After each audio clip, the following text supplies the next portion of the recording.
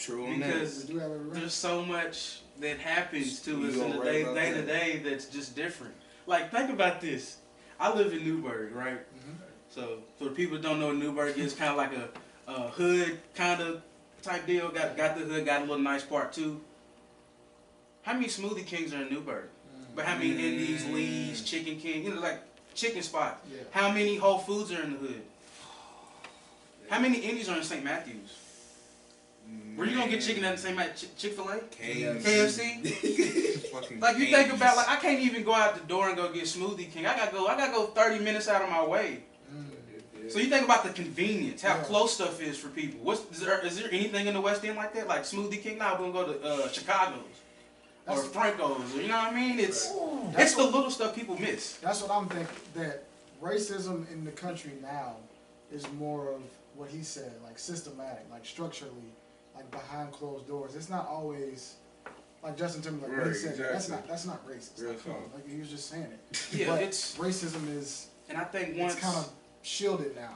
Martin Luther King, like, I feel like, I guess not to draw this too on more, but Martin Luther King, like, it was a reset. Once they were like, the physical beatings, you can't go here, you can't do this, what's like the water hoses, all of that, the dogs, the physical stuff. We handled that. Yeah. We handled the physical stuff. Martin Luther King them fought through that. They changed it. They changed the game. Psychological warfare now. Yeah. You talk about the Reagan era. They cut the head off the snake with MLK and Malcolm X. He took the leaders away. Right. Threw crack in the neighborhoods, turned everybody against each other. Yep. You strip the neighborhoods of identity, and then you tell them what they are on TV and on the internet. So now everybody wants to be the Migos. Not everybody can be the Migos. We need to be more mad at the system than That's how I always felt. And I always felt that way. And that's very, very powerful. To go back to what you were saying about Martin Luther King, I was reading something this past week, and it was just like, Martin Luther King, the reason why he was so nonviolent is because he wanted white America to feel ashamed. And he was on his way to being on his violent shit. No, he was. Well, no. But here's the thing. Here's the thing. Like he was. But here's the thing. His belief was, the more that someone continues to attack you, eventually they're gonna feel ashamed for what they're doing, and they're gonna know.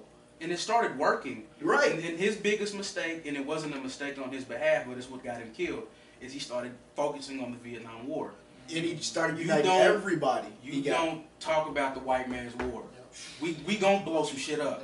Like, you don't talk about it. But that's the thing, he tried to unite everybody. He tried to get poor whites, poor blacks, poor Hispanics, and everybody. Poor whites are they're the crucial point. But that's the thing, nobody cares about poor white people though. That's why no one feels sorry for poor white people at all. They trick them into thinking that they are superior to us or any other person of color. Like you can see the poorest white person in the world, give them a TV and put on a black and they still rap music video. Look at these fucking niggas. And they still think they're better than black people. But you're a piece of shit. That's why Trump won. That's why a lot of people say Trump won, because he selected it, that type of white people, the ones that ain't got shit. He brought up the exact, the perfect topics to get all of them riled up. So yeah, he's a businessman. Taking our jobs. Yep, that's right. Real talk. Muslims, they're blowing our shit up. Yeah, because when white people ain't got a job or ain't doing shit, they want to blame the other race. Yep. They don't want to blame themselves.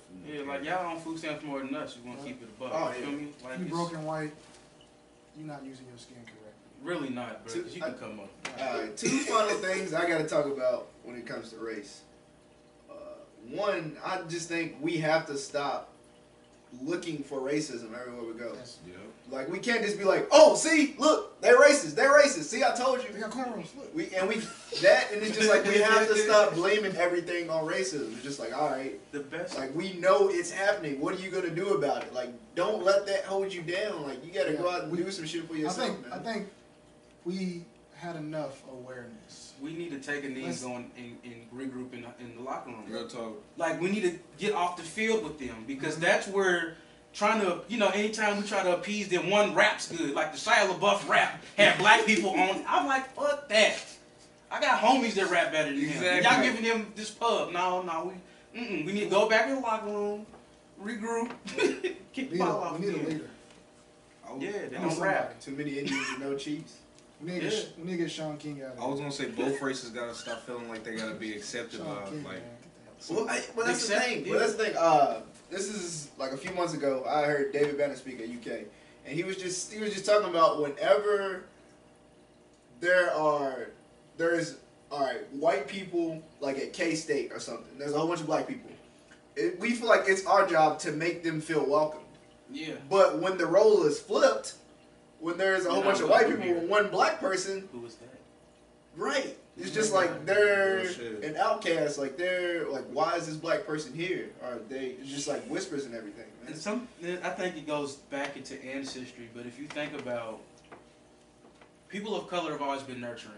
So it's always been a people of color thing to welcome. You think about the Native Americans; they welcomed Christopher Columbus in.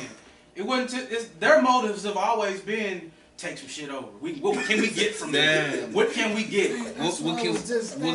Black people. What can we take? Color, what can we take? It's at our fault. Black people, we gotta stop. It's just like OJ. Why? But it's just like what Paul Mooney said on Dave Chappelle. He said, whenever black people start having too much fun, white people come and take something away. Paul Mooney is that nigga. Paul Mooney, bro. I'm telling you, bro. It's just like, whenever black people start having too much fun, bro, white people come and take some shit away, Mike bro. Vick's the That's why parties be getting shut down. Because not only was Mike Vick like balling and it was cool for him and the Falcons, but it gave black people like this. Yep. Our quarterback is black. Niggas want to be a quarterback, bro. Yeah.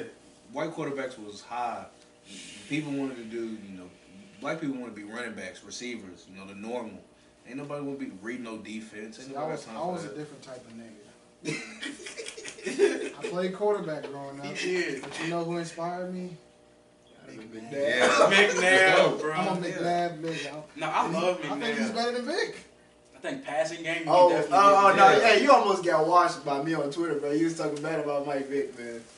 That's what you definitely said. Matt Ryan did more for them than Michael Vick. But I kind of feel like I seen that a lot. True, and I think people said that. Vic and AI have that in common. Oh yeah. That AI has more of a cultural significance than he does for the actual game. Yep. Not saying he sucks by any means. Yeah. You can say somebody's overrated, but that doesn't mean they're weak. Exactly.